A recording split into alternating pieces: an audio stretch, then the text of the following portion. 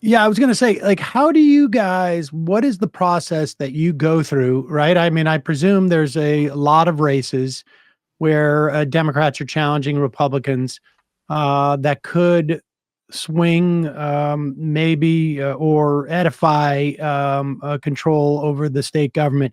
How do you guys have some type of like algorithm where it's like, okay, this person has a 75% chance of unseating this Republican, and all we need in this state are 2 seats. And so this is where we're going to dedicate our research. Like, how do you guys decide who you're going to fund? I assume there it's targeted, not sort of Yeah. like broad. Like, I mean, there has to be a reason why you're stuck wherever it is you're stuck in. I know you just put up that picture, but but you're in there. What numbers are you crunching? It's electoral demographic information mostly, and public and non-public, some proprietary data. And you're right, we do have an algorithm that kind of spits out all sorts of kind of likelihoods, because I think it's good. I don't want to be all Nate Silver here talking about the river and the village, because I think that's kind of a little out there. I don't even know what that means. Oh man, you should consider yourself one of the lucky ones, Sam. But basically, you want to think about in terms of percentage likelihoods of something occurring and what you can do to impact that. And so, I think about what we can do. As a small group, not we're not like Mike Bloomberg or something with billions at our disposal. And so it's like, well, where can we improve the odds the most? And state legislatures are where and when we go out to grassroots donors, it's, hey, I'm glad that the Harris Walz campaign, raised more than $500 million. But also, if you're looking for a place to spend like $20 or $100 or even $1,000, it goes so much further at the state level where they just need fewer resources. But yes, so we look at the electoral demographic information, we kind of assign likelihoods, and then we look at candidates where they're willing to use evidence-based tactics to improve vote shares and then improve lives, and you can have outcomes like you did in Minnesota and Michigan over the last 2 years, where you can pass laws that make things better for a lot of people and improve the quality of life in your state, because that's what politics is about. It's all about. And then you do it again in 2 years, and you keep doing it until hopefully, you make less of a difference because everything's so great, and I can go on to do the next thing, maybe see the sun. So I'm looking at, like, for instance, Arizona. I'm clicking on statesproject.org. You've got 9 states at the top of that page. And I click on Arizona. I can see right there in the state house, Republicans have a 2-seat majority. In the Senate, it is a 2-seat majority. So do you guys target like 3 state house races and 3 Senate races as the best chances of flipping those seats? Or how do you target the spend? I mean, it can be that small, though. The playing field there is bigger. And again, you want to look at, if there's a race where there's kind of between a 20 and 80% likelihood of it going to one party or the other, then that's something where you get very interested. And so usually we focus, and if you go to our Give Smart page at statesproject.org, you can kind of see the candidates running in those seats where either party could feasibly win. And if again, sending those candidates resources can help them get the word out about, really the stakes of their election, so that people, in their district in like suburban Phoenix or suburban Tucson, talking about, hey, your state representative or state senator voted for a territorial abortion ban. And they're voting to send your water, they're going to give the Saudis control over water so that, your water bills are a lot higher. They're voting to make it so that, your kids' schools are underfunded. And so, because again, it's hard for people to kind of think about also all the different offices that they have. The presidential dominates everything, and just one little thing in a voter's head, like, oh, by the way, the Republican in your state legislature is not looking out for you. It's really important to just get that little thought in there that voters had, so they can kind of vote for a better state legislature and improve the quality of life of everyone in their state. What are the top prospects? Like, where are you guys? Like, if I mean, obviously the Pledge Smart, what is it called? Give Smart. The Give Smart is the sort of like, I guess, the peak of the peak, and people could check that out. But give us a preview, like where, if I want my dollar to have the most likely chance of changing turning the tide in a state, where would I give? And then Right maybe now, give me number 2 and number 3. Right now, Wisconsin.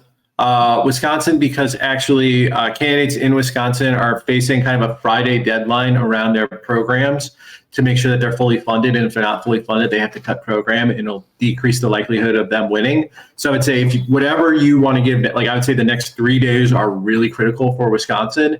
By the way, Wisconsin, there's a huge gap right now in the state legislature, in the assembly and the Senate. But the reason why we're there is because the state Supreme Court required the state legislature to redraw the maps, and they're fair, and either party could win them, a majority on them now.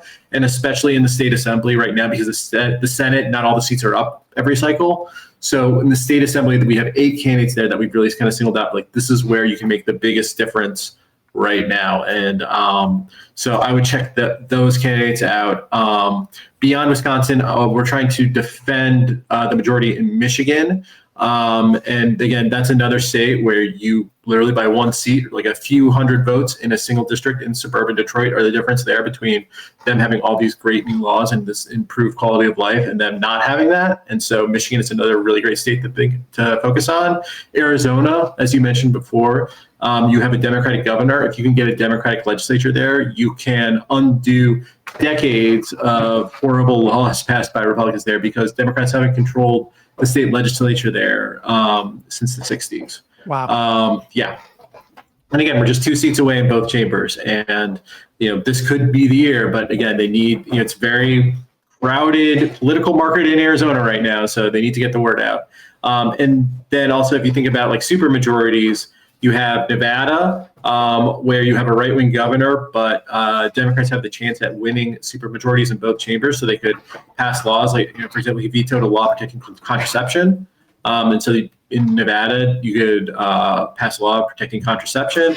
And similarly, a state that's been in the news a bit, North Carolina.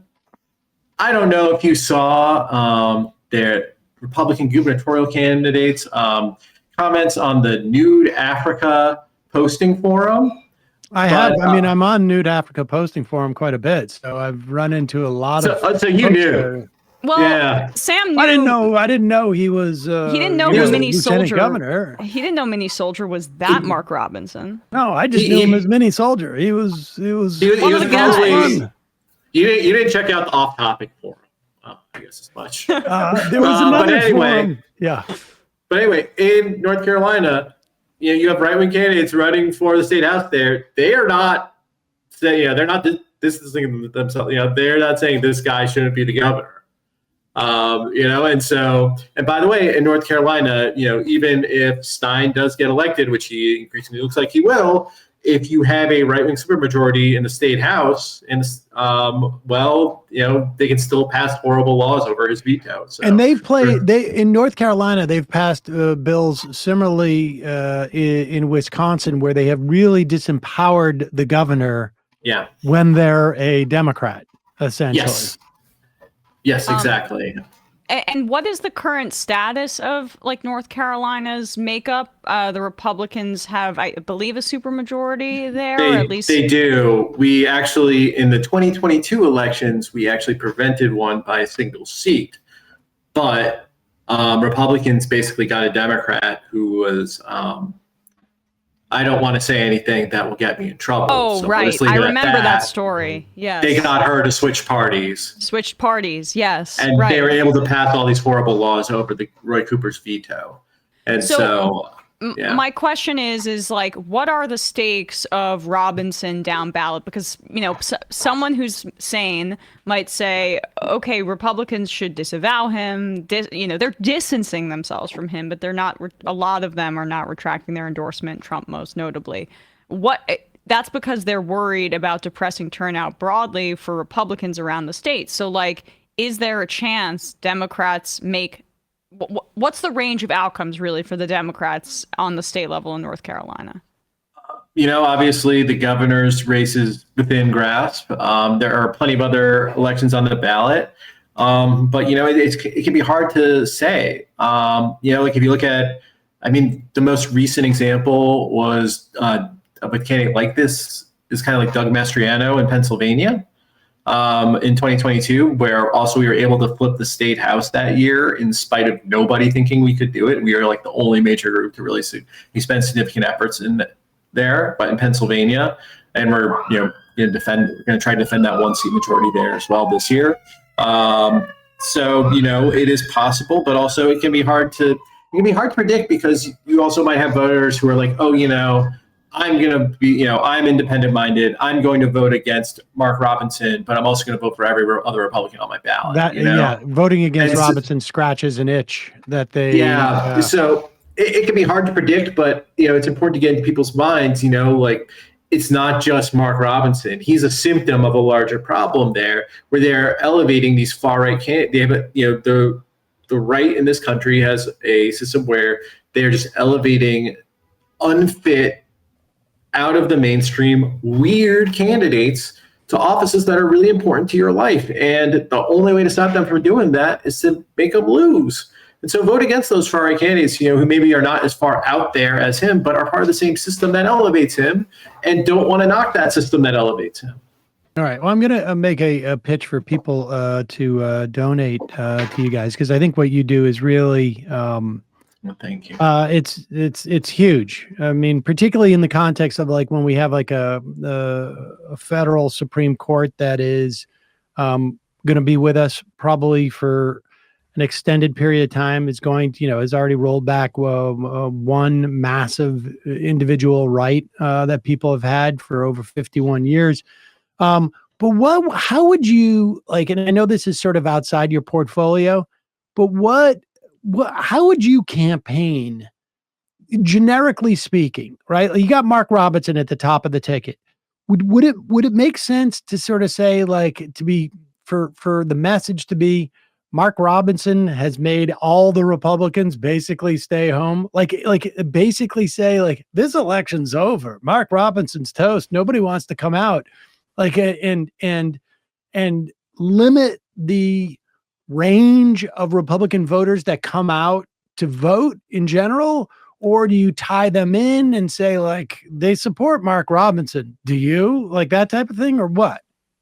I think it's, again, you have to tie Mark Robinson to a broader movement that these candidates are a part of. And, Mark Robinson didn't become the nominee of the Republican Party in North Carolina by accident.